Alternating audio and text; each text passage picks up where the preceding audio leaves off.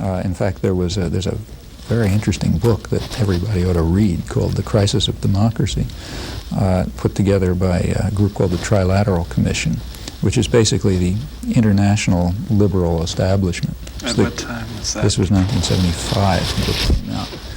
And it was, it's the people around Carter. In fact, Jimmy Carter and virtually his entire administration came out of that. So it's the kind of liberal wing of the international ruling class. Trilateral meant United States, Europe, and Japan. And they were all concerned with the same question. They were concerned with the ferment of the 60s, when our crisis of democracy arose. Well, what was the crisis? Now, if you read it, it's very, very enlightened. They were talking to each other, so everybody was very frank. Nobody was expected to read this book. The crisis was that people were organizing. Sectors of the population that are usually passive and apathetic were beginning to enter the political arena. Ethnic minorities, women, young people, poor people. I mean, people were just getting together and trying to organize and get into things and put. Within the Democratic Party as well, after the crisis in the 1968 election and everything that happened in Chicago, by the 1972 election, there was at least temporarily, the party had been restructured in order. Yeah, and that was called the crisis. The crisis was that democracy was beginning to work.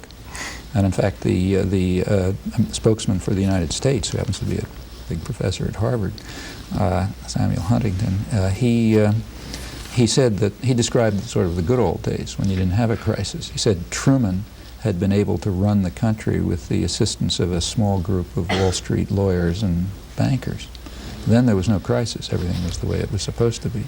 But now you couldn't just get a bunch of bankers and Wall Street lawyers together and do everything, because you had all these annoying people. You had this bewildered herd getting involved. And that's a crisis. And how do you solve the crisis? Well, you restore the population to apathy and obedience. And then you don't have a crisis of democracy anymore.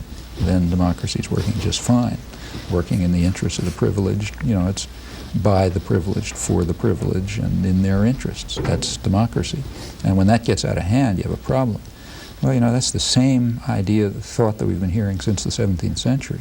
And every time you get popular involvement and action and organization, you get an attempt to crush it. In the United States, it's been quite successful. The people really are marginalized and isolated. The United States, what I mentioned about May Day is a case in point, but the United States has one of the weakest labor movements in the world. It's the only industrial society, virtually the only industrial society that doesn't have a labor-based party. We really have a one-party system, if we were honest. We have a business party. One of the populist mayors in the Midwest, Mayor Cleveland, recently called it the demi-publicans, business party. That's two factions, and they kind of shift around a little bit. But it's what would be called the conservatives or the Tories in almost any other industrial country. There's no working-class party. There's no...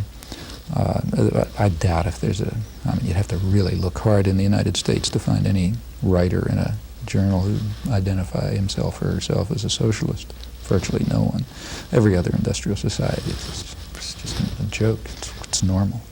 Canada, England, anywhere.